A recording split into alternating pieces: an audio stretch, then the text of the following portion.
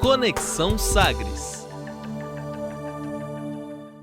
Olá, pessoal! Está começando agora mais uma edição do Conexão Sagres. E hoje a nossa conversa é para falar sobre a campanha de conscientização contra o abuso e a exploração sexual infantil no Brasil, a campanha Maio Laranja. Um assunto que está alinhado ao Objetivo de Desenvolvimento Sustentável número 16, Paz, Justiça, Instituições Eficazes, e também ao ODS 17, Parcerias e Meios de Implementação da Agenda 2030 da ONU. Olha só, crianças e adolescentes constituem um público vulnerável que mais sofre com violações dos direitos humanos no Brasil. De acordo com o balanço realizado pela Ouvidoria Nacional dos Direitos Humanos, entre as denúncias de violações contra este público, cerca de 20% dos casos estão ligados à situação de violência sexual. Como forma, então, de tirar o tema da invisibilidade e promover o enfrentamento e a conscientização, o governo federal lança em todo o mês de maio a campanha Maio Laranja. Para falar, então, sobre esse assunto, eu recebo aqui no Conexão Sagres a Alícia Oliveira de Freitas, psicóloga, que atua na Delegacia de Proteção à Criança e ao Adolescente, e também a Aline Mariano, coordenadora psicossocial aqui da RENAPSE. Primeiramente, Alícia, muito obrigada pela disponibilidade de estar aqui com a gente. Seja bem-vinda. Obrigada pelo convite, né? Estou à disposição para falar de um tema tão importante quanto esse, que é a questão da vulnerabilidade das nossas crianças e adolescentes. Aline, seja bem-vinda também, muito obrigada. Muito obrigada pelo convite, né? Também sigo à disposição e a gente precisa, né, dar luz a esses temas e mobilizar a sociedade também para o combate ao abuso e exploração sexual. Então, para começar aqui o nosso bate-papo, queria que a gente pudesse fazer um resgate da história dessa data, né, os motivos para a qual ela foi fundada, né, esse momento, essa campanha de conscientização, resgatar um pouquinho dessa história aqui para quem está acompanhando a gente no Conexão, Aline. Então, vamos lá. Esse ano a gente fala que são 50 anos de impunidade. Por quê? Né? Essa campanha ela surgiu de um caso que aconteceu em Vitória, no Espírito Santo, em 18 de maio de 73. Uma jovem, o caso é conhecido como caso Araceli, era uma menina de 8 anos, né? Ela foi violentada, sequestrada, violentada sexualmente, né? Acharam o corpo dessa menina depois, só que o caso ficou impune. Então, a sociedade, os pais começaram, né, a se mobilizar e fazer a campanha para evitar que isso aconteça com outras crianças, jovens, adolescentes, então, desde esse caso. Então, todo ano vem uma temática diferente a ser abordada. O tema da campanha é o mesmo, mas todo ano a gente cria uma forma, né, de se abordar em rede social, que vem ganhando destaque, né? Hoje nós temos páginas em rede social só contra o abuso e a exploração sexual. Isso é muito importante, que a gente começou a dar visibilidade para esse tema, mas já são 50 anos de luta, mas a gente entende que temos muito a avançar ainda. Jéssica, é interessante que eu estou ouvindo aqui a Aline falar, né? Claro que nós estamos... E estou assim, analisando a minha rotina diária numa delegacia de proteção à criança e adolescente. É claro que já é um avanço muito grande a gente parar um mês inteiro, já ter legislação, né, em relação a isso, que até a legislação do ECA, a criança era quase que invisível, né? Então, assim, não tinha um lugar da criança na sociedade. A criança era abusada e tudo mais. Explorada, invisível e tal. Mas mesmo com essa fala dela, e mesmo tendo um mês para isso durante o ano, claro que para isso para se estender durante o ano todo, lógico, né? Mas um mês de mobilização, legislação que já fala sobre isso, parece que é atual esse contexto que aconteceu há 50 anos atrás. Não é uma realidade tão distante do que a gente vive hoje. É triste falar isso. Graças a Deus já temos os avanços, mas quando ela vai falando, não parece que isso aconteceu há 50 anos. Parece que é algo contemporâneo. Se a gente for observar, até nos próprios noticiários mesmo, se for avaliar, é rotineiro ainda, infelizmente, acontecer isso que ela está narrando. crianças serem sequestradas, serem abusadas, serem matadas, serem, né, assassinadas, serem estupradas. Eu, por exemplo, no meu contexto de delegacia, todos os dias eu ouço 3 crianças. Todos os dias eu ouço, através da escuta especializada, que é o que nós vamos falar daqui a pouco, eu ouço 3 crianças. Então, assim, e ainda é pouco. Eu só não ouço mais porque eu não consigo, entendeu? Mas eu tenho demanda para ouvir 10 crianças por dia. Olha do que nós estamos falando. E sem contar os casos que não chegam, né, até os profissionais. Porque, assim, um dos objetivos da campanha é exatamente sensibilizar a sociedade que a denúncia ela precisa ser feita. Né? Porque senão, às vezes, uma criança vai ficar sendo vítima de violência por muito tempo. E tem pessoas, né, do convívio da criança que, às vezes, sabe ou desconfia e que não denuncia. Então, já tem muito, mas a gente precisa sensibilizar para ainda ter mais denúncias. A gente ainda precisa ficar sabendo de outros casos. Isso faz a gente pensar também, né, que os próprios abusos, a violência, muitas vezes acontece dentro de casa, no ambiente familiar, né? Intrafamiliar, que dificulta exatamente. mais ainda essa denúncia. Reforçando isso que você está dizendo, eu faço uma estatística minha, pessoal, não é da delegacia, mas para eu ter uma noção, para eu ter uma visibilidade. E nessa minha estatística pessoal, eu coloco idade, coloco sexo, coloco o grau de parentesco. E, assim, o grau de parentesco é 90% no ambiente doméstico, é 90% no ambiente familiar. Talvez nem tão doméstico, às vezes não é dentro de casa, mas é alguém que é próximo, que é conhecido, e, assim, alguém totalmente fora de suspeita. Sabe? Então, assim, é um crime extremamente sutil e é um crime que, infelizmente, ainda acontece muito. E nós temos que realmente mobilizar, olhar, fazer um processo de psicoeducação, que nós vamos falar daqui a pouco sobre os fatores de proteção, que entra, né, nesse processo para conscientização. E, principalmente, validar a fala da criança, né? O que a gente vem tratando, né, desde o mês passado, com onda de violência nas escolas.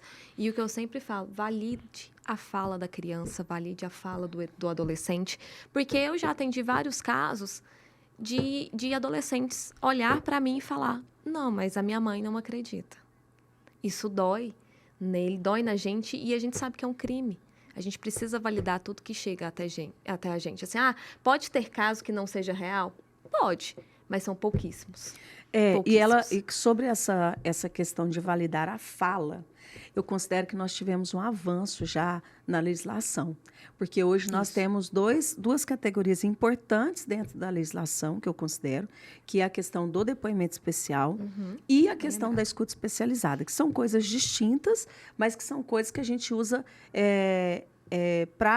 para facilitar o processo de narrativa, né? Que é sobre essa questão de validar o que a criança está falando.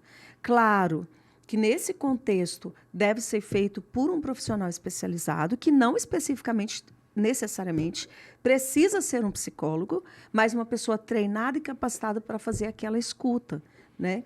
E, diante disso, realmente validar isso que a criança está falando, porque a criança, gente, diferente do adulto, na maioria das vezes, ela não mente.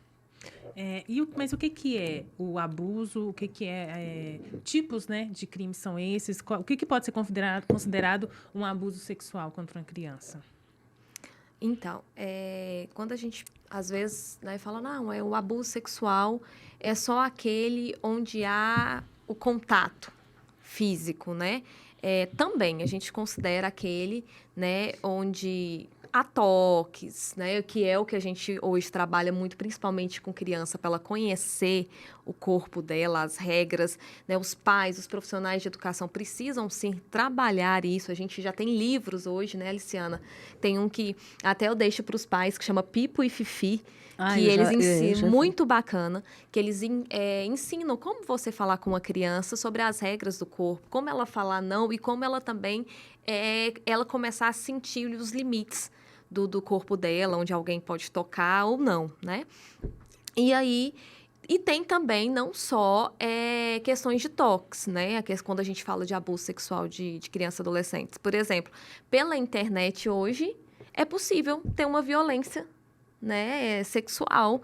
E a gente tem aí várias histórias que estão sendo retratadas ultimamente de abusadores que utilizam perfis falsos na internet, se passam por blogueiros para conseguir, às vezes, ver o corpo de uma criança, de um adolescente. Eu não estou assistindo, por conta de tempo mesmo, mas parece que tem até uma novela, né? Que está sendo passada aí, que está falando sobre essa questão de pedofilia pela internet. Você já ouviu? Tem, parece que tem alguma coisa nesse sentido, né? Tem, eu vi também nas redes sociais, no Instagram, né? O pessoal falando bastante. Não, e é muito interessante essa sua pergunta sobre abuso sexual de criança. Por quê? Porque, teoricamente, a gente acha, e isso, mesmo com tanto esclarecimento, muitas pessoas continuam achando que abuso sexual de criança é ato sexual com penetração. Né? E a legislação ela é bem ampla nesse sentido.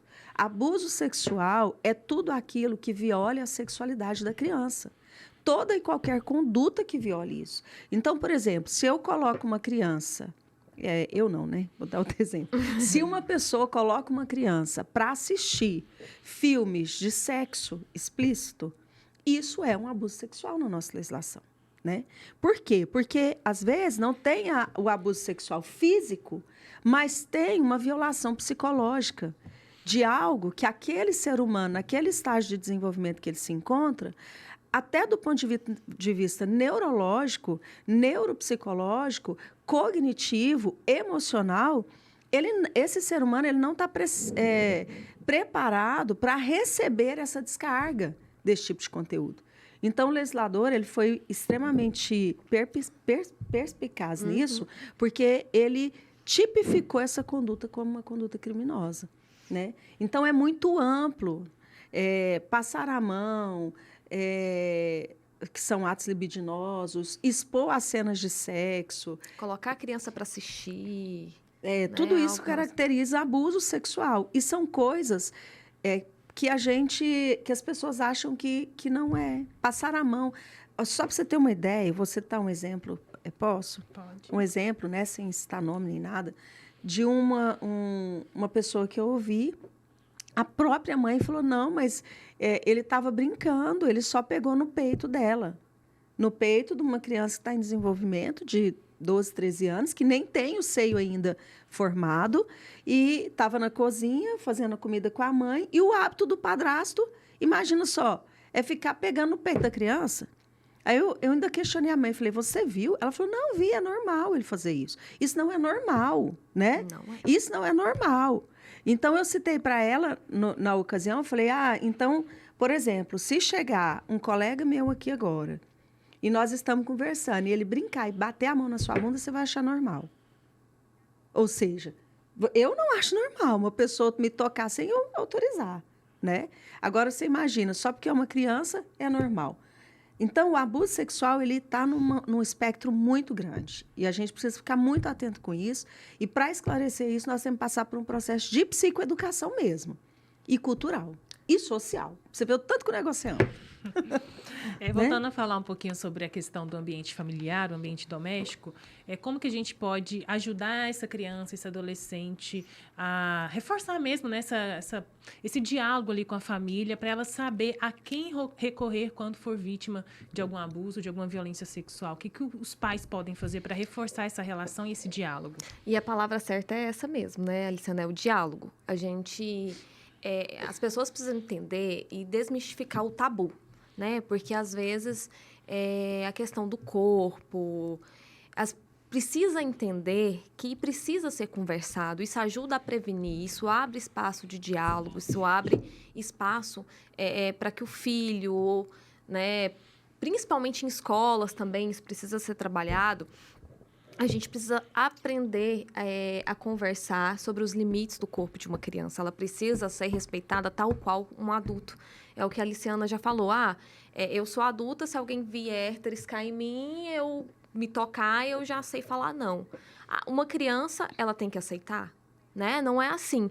Então, os pais, professores, né, profissionais que estão com essas crianças, com esses adolescentes, com esses jovens, têm que sim abrir um canal de diálogo e explicar a gente precisa falar o que é o crime, violência sexual.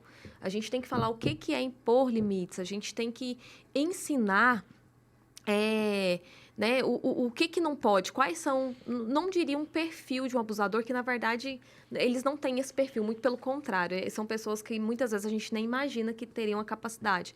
Mas assim, quais são os indícios, né? Quais são as falas que essas pessoas têm com uma criança, com um adolescente, com um jovem, e alertá-los mesmo, porque tem casos assim que esses abusadores, eles começam a ameaçar, eles se aproximam da criança primeiro, ganha ali a confiança. Ganha confiança, estabelece uma amizade, às vezes dá um presente, fala que é carinhoso, ganha confiança às vezes da família.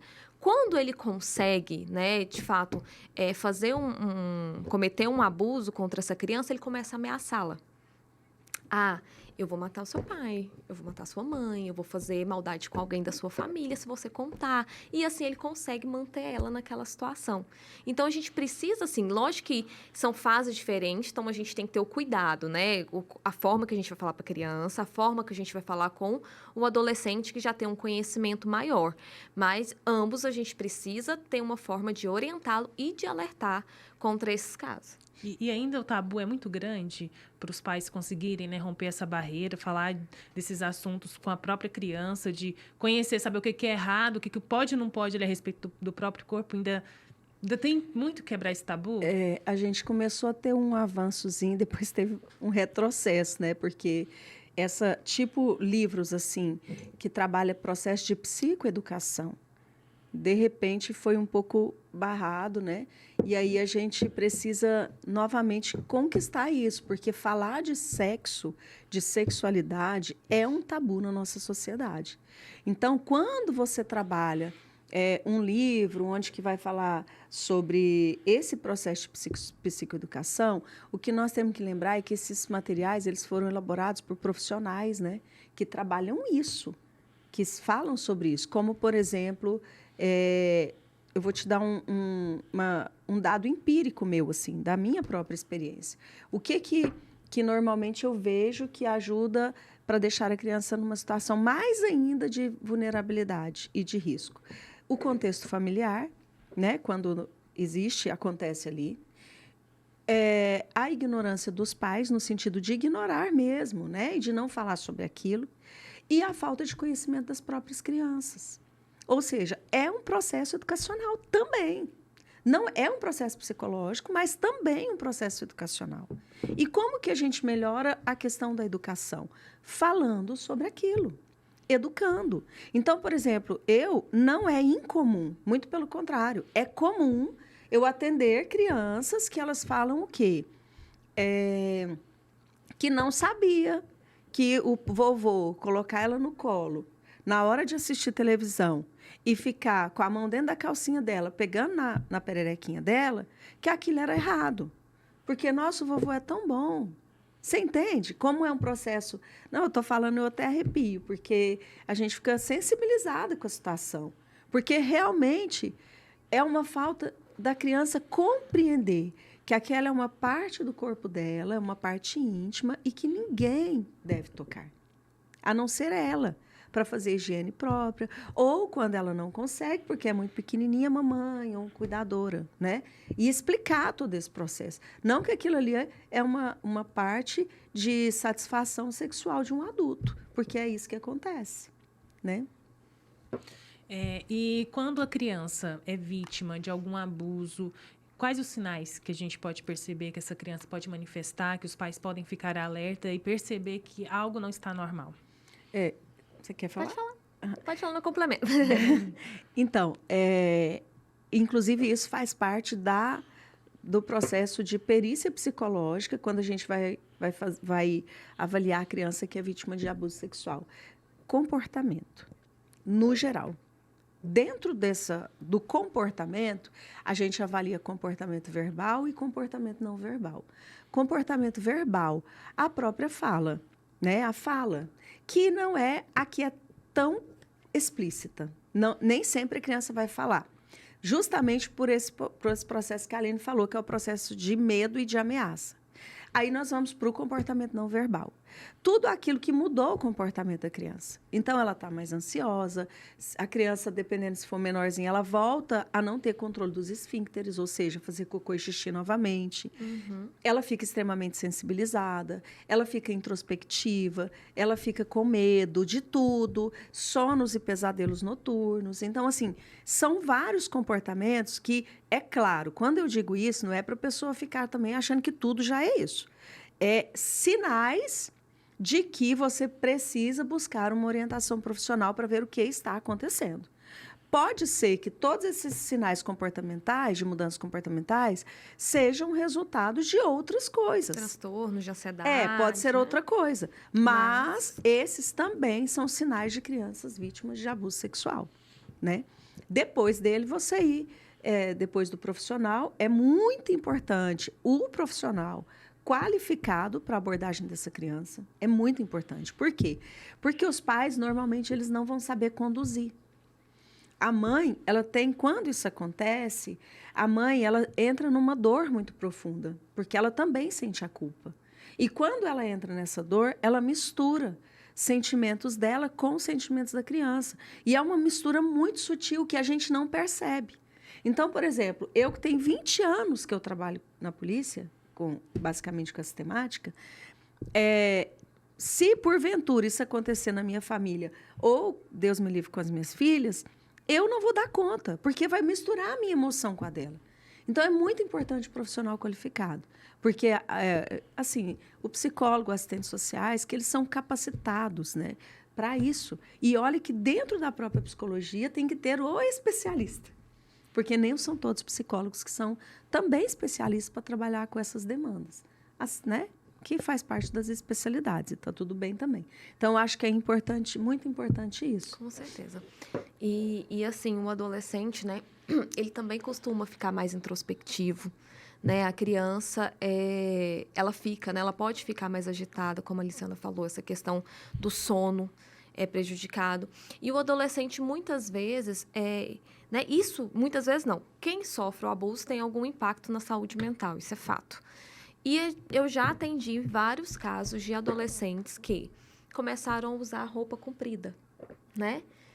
Blusa de frio, no calor, tal, e a gente despertou para violência física, né? Às vezes está sendo violentado fisicamente. Mas não, foi sofrido um abuso ali. Esse adolescente começou a ter sequelas emocionais disso, começou a se automutilar e aí, então, começou a usar roupa comprida. Então, desde então, quando a gente vai atender, que a gente vê jovens, né, adolescentes de roupas compridas, a gente ainda pensa além da violência física. Porque essa questão da roupa é um sinal, né? É um sinal não verbal, é um comportamento não verbal que a criança ou adolescente está trazendo. Assim, se a pessoa ficar atenta, que não é o que acontece na rotina do dia a dia, porque a gente vai passando. É muito corrido. É muito corrido, é muito comum. E aí, então, uma fase de mudanças. Uma fase de mudança. E aí, e geralmente, adolescente, eles têm a característica mesmo de inventar sua moda, de usar um determinado tipo de roupa, e às vezes a gente passa despercebido em detalhes pequenos, né? E é por isso que até eu reforço isso aqui para quem estiver ouvindo, que também não é para ficar desenvolver uma neurose obsessiva por conta desses sinais, né? O que a gente está dizendo porque eu estou te falando porque no meu próprio consultório particular, eu já atendi muitas mães que por conta de um detalhe ou outro, ela já acha que a criança está sendo abusada e não está, né? Uhum. Mas é claro que a melhor coisa é buscar ajuda na dúvida. Temos aqui um dado da Pesquisa Nacional de Situação de Violência contra Crianças no Ambiente Doméstico, confirmando que sim, o ambiente virtual é onde as crianças estão mais vulneráveis a todo tipo de agressão e violência. Quais recomendações a gente pode fazer em relação ao ambiente virtual? Quais os cuidados que devem ser tomados com as crianças ali na internet, né, utilizando as redes sociais, celulares, que hoje criança já nasce ali com a tela, né? Antes dos cuidados, é muito importante a gente contextualizar sobre essa questão da atualidade e sobre a questão cultural também e comportamento de pais. Então, vamos lá. Primeiro, nós estamos num momento tecnológico, Ponto final. Esse é fato. Tanto é que aqui nós estamos no ambiente virtual, basicamente, né? E vai para a internet. As crianças, desde que nasce hoje, elas já têm basicamente contato com as telas. E que para o desenvolvimento neuropsicológico e neurológico não é tão legal. Porém, mais para frente, não tem como a gente privar nossos filhos desse contato com a tecnologia. Isso é real, não tem como mudar. A questão é que o contato com o celular, com o tablet, com os jogos, enfim, para os pais é um alívio. Porque enquanto eu deixo o meu filho lá, naquele ambiente, ele está jogando, ele está vendo, ele não está não sei o quê, eu tenho sossego, entende? A criança chora, já dá o celular. Já dá o celular. Então, por isso que eu estou te dizendo, é uma contextualização. Nós estamos no momento da terceira revolução, que é uma revolução tecnológica. Então, isso é fato. O outro momento é comportamental dos pais. Então, o pai, ele precisa, e a mãe, eles precisam conscientizar de que a partir do momento que eles entram nessa função, eles precisam, sim, estar mais disponíveis. Não tem como pais delegar o papel deles para o celular ou para o tablet, para a internet. E aí, estendendo ou seja, você tem que conversar, você tem que ter tempo. Ai, mas não tem. Mas tem que ter, porque é pai. Não tem como fugir. E diante disso, desse contexto, você precisa, ok, então tá, agora eu já tenho tempo, eu sei que faz parte, que meu filho vai ter celular, isso é normal, ok, tá tudo bem. Porém, existem filtros dentro do conteúdo virtual, né, do Google e de várias outras ferramentas aí, que você vai controlar esse ambiente virtual que o seu filho está acessando. O que a gente tem que ter em mente é que a internet, ela é um mundo. Então, assim, não é porque o seu filho está preso dentro de um quarto que ele não está no mundo. Ele só não está fisicamente no mundo, mas ele está interagindo com o mundo.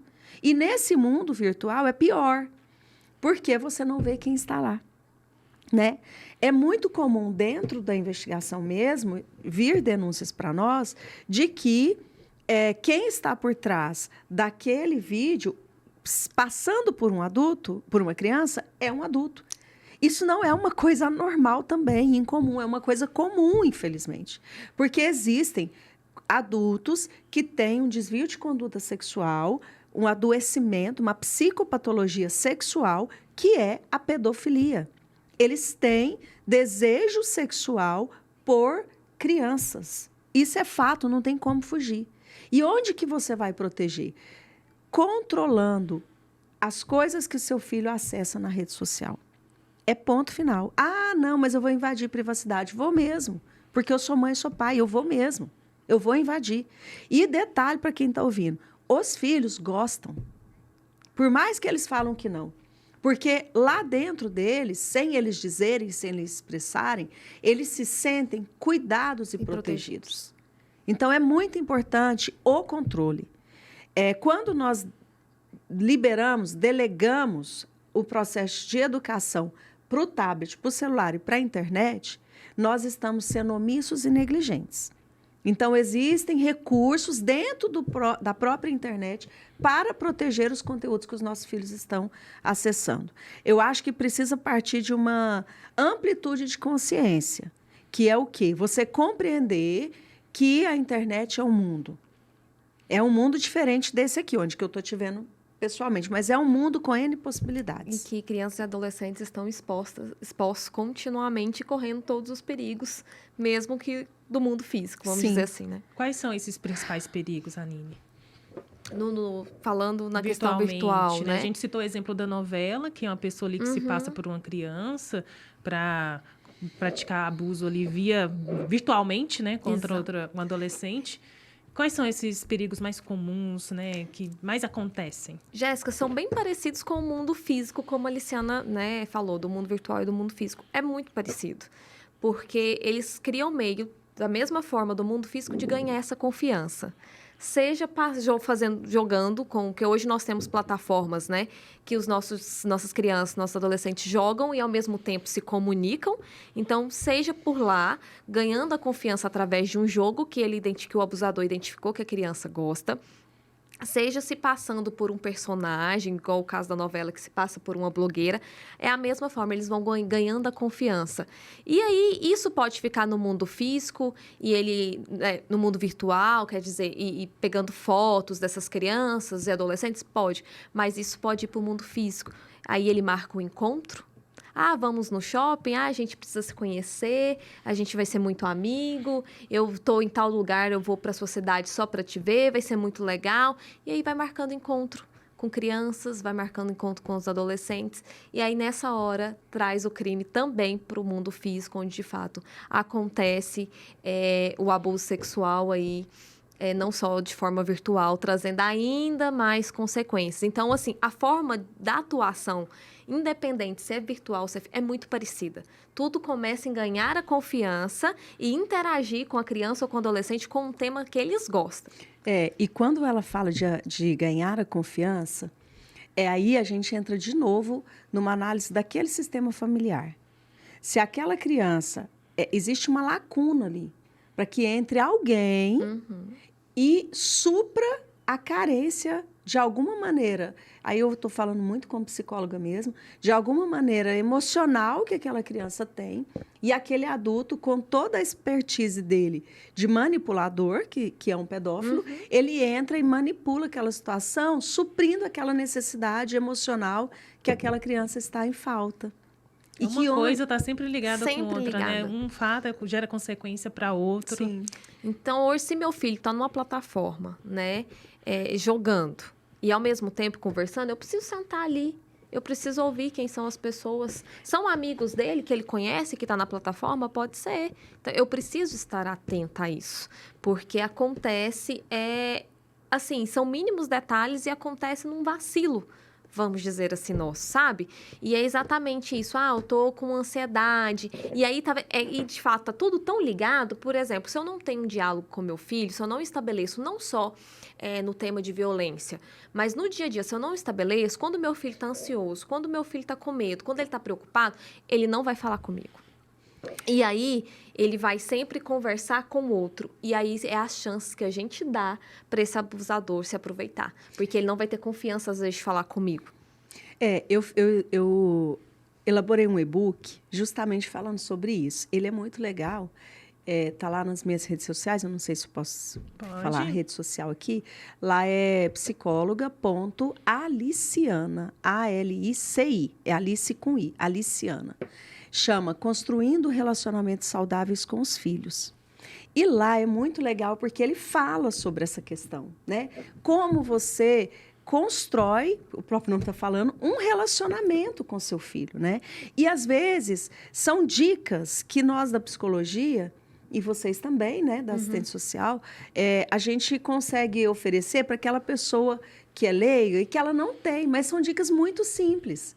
Uma dica que eu vou deixar aqui para vocês, e quem quiser, depois me manda um direct, ele não é gratuito, mas ele é preço simbólico, né, esse e-book. É bem baratinho, assim, é só porque a gente tem na psicologia, só um parênteses aqui, que nós temos que sempre cobrar por algo para que aquilo funcione, né? Então, é um preço simbólico. Mas, por exemplo, resgatar aquilo que nós estamos perdendo, que são as coisas simples. Por exemplo, sentar em família e jogar um jogo de tabuleiro. Sabe, coisas muito simples? Por exemplo, fazer o quadro de tarefas da semana juntos. Vamos sentar todo mundo? Pega uma cartolina, uma coisa bem antiga que a gente fazia na escola. Não precisa... Pode ser também no ambiente virtual? Pode. Mas essa tarefa é para praticar. Porque quando eu estou praticando, eu estou construindo algo junto. Por exemplo, isso que nós estamos construindo juntas aqui agora, neste momento, nós não vamos esquecer. E isso acontece lá no ambiente familiar. Então, são as coisas pequenas, sutis. A gente está buscando coisas grandiosas, sendo que nós precisamos muito desse humano mesmo, sabe? É sentar junto. É, por exemplo, eu sou mineira, na minha família tem uma coisa que é de sentar junto para tomar café da tarde. Gente, tem coisa mais simples que isso? Só comer pão com manteiga e comer pão de queijo e café. Mas sabe aquele momento que junta, que aproxima, que interage? Eu fico emocionada de falar, né? Talvez é isso que esteja faltando. Falta presença. Falta presença.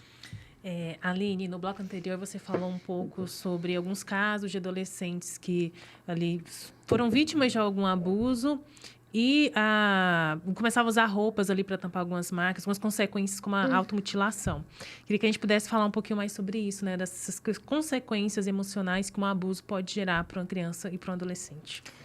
Emocionalmente, com certeza, é o primeiro impacto assim na vida deles, porque eles deixam de confiar nas pessoas, principalmente se é alguém da família, como é a maioria dos casos.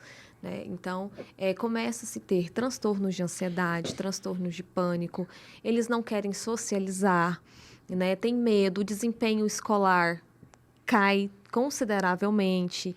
E em crianças, principalmente em adolescentes também, mas em crianças principalmente, uma coisa que a gente sempre observou, e tem estudos que falam disso, e isso é muito real na prática. Eu já trabalhei, já coordenei uma instituição de acolhimento, que é um abrigo, né, de crianças, e o que a gente percebia? As crianças vítimas de abuso sexual, elas tendem a repetir o ato como outras crianças. Então, elas têm um comportamento mais sexualizado, elas são despertadas para isso mais cedo e elas não entendem o que está acontecendo, elas não entendem que isso é uma violência, né? Então, elas tendem a repetir, porque foi considerado normal, porque nós temos crianças de 3 anos que sofrem isso, nós temos crianças de 1 ano que é violentada, né? E a gente vê nas mídias, mas ainda é muito pouco perto do que realmente é. Então, elas tendem a repetir.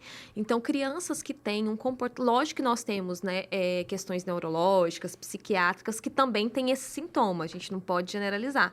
Mas, geralmente, crianças que foram abusadas, elas têm um comportamento muito mais sexualizado do que uma criança que não foi abusada na idade delas.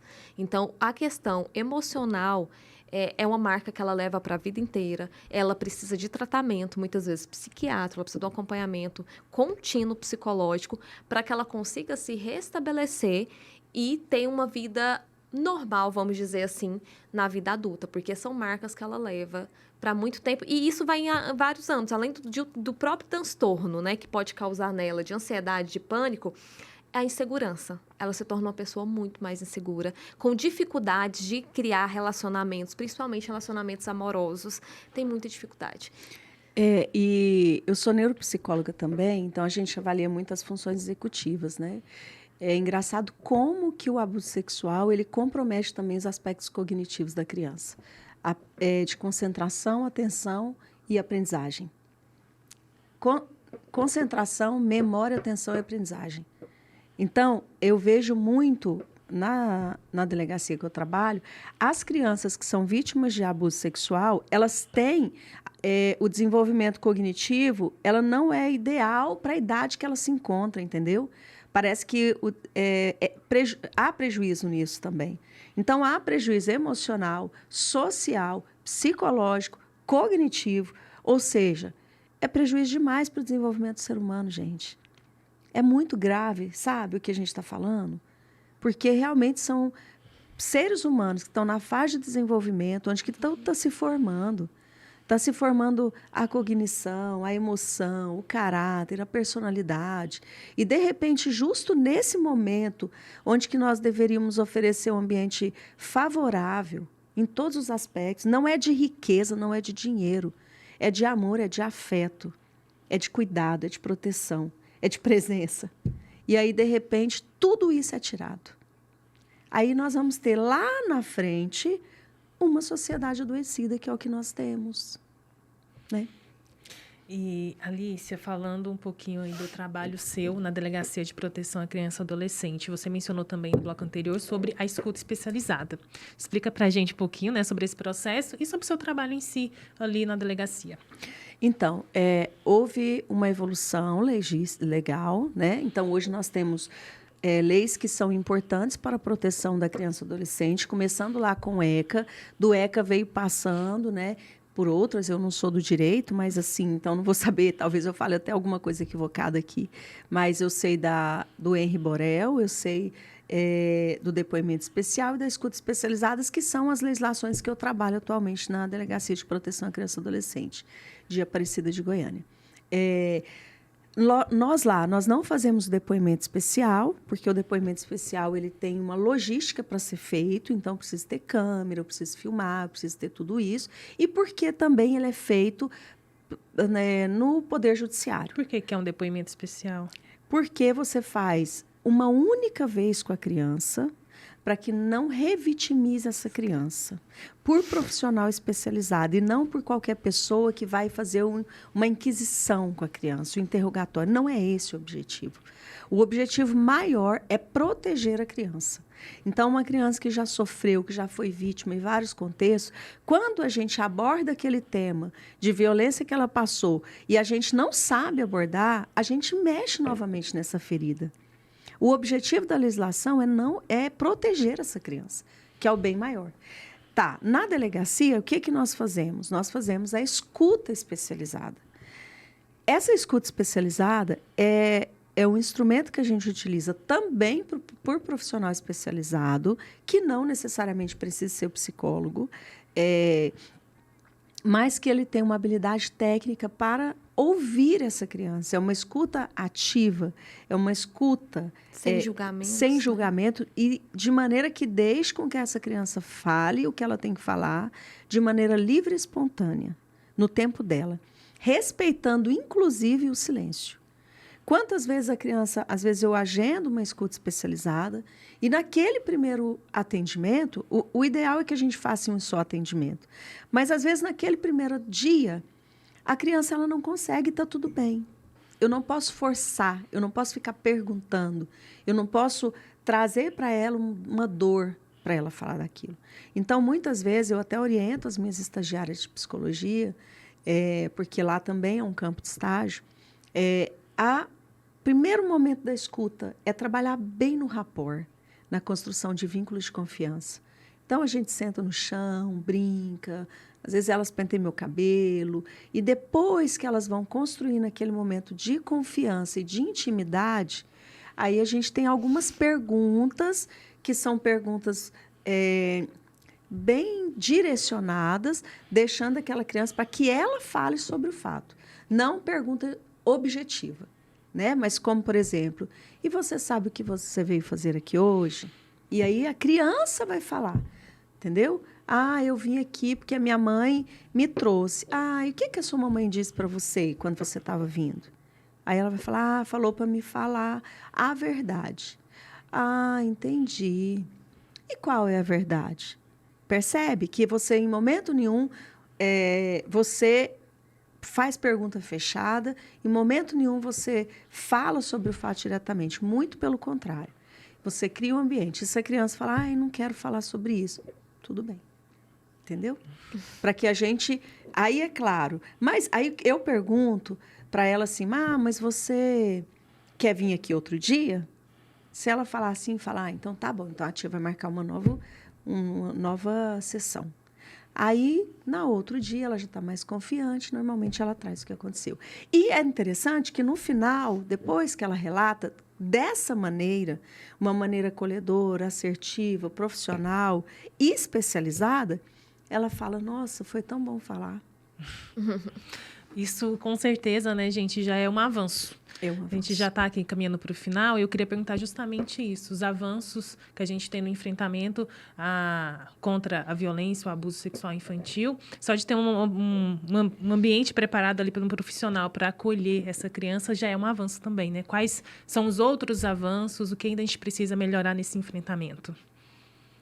Com certeza, o 18 de maio, ele é muito importante para sensibilizar e para mobilizar, mas a gente precisa levar isso ao longo do ano, né? Em questão de legislação, como a Liciana falou, a gente tem o Estatuto da Criança e do Adolescente, que é o que, né, norteia todo o trabalho, né? E o Estatuto da Criança e do Adolescente, ele é muito claro, ele fala que a criança e o adolescente, ele é de responsabilidade da família, da sociedade e do Estado.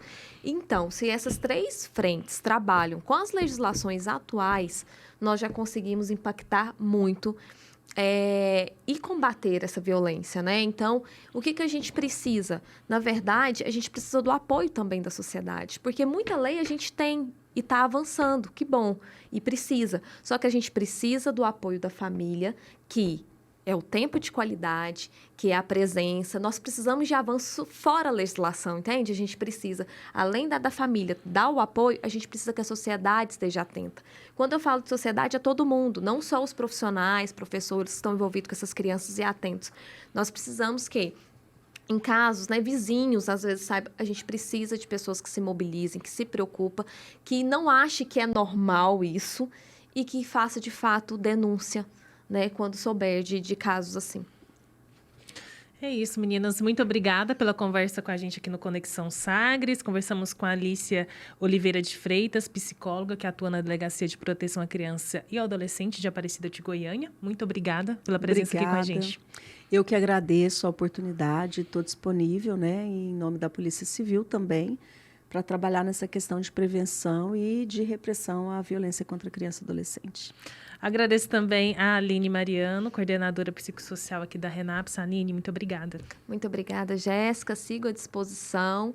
E vamos juntos, né, Luciano? Acho que toda a rede de proteção aí ao combate à violência sexual dessas crianças e adolescentes. E assim nós encerramos essa edição do Conexão Sagres, falando sobre a campanha Maio Laranja. Até uma próxima.